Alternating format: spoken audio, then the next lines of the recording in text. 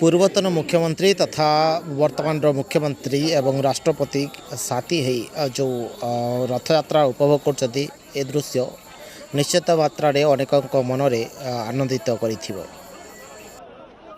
गणतंत्र रे यह एक शुभ संकेत ना अशुभ संकेत ताहा आपणक उपरे निर्भर करे। कमेंट माध्यम रे आपणक मतामत जणाइबाक अनुरोध। आपण माने ओडिशार जनता हिसाब रे कि भावे देखुचती एही दृश्य को। एठी प्रशंसा बीजेपी सरकार को करा जीवो ना विरोधी नवीन सरकार को करा जीवो बा बीजेडी सरकार को करा जीवो ताहा तो आपणक उपरे निर्भर करे। आपण याको को भावे देखुचंती बाकी प्रशंसार पात्र किए आपण माने कमेंट माध्यम रे जणांतु।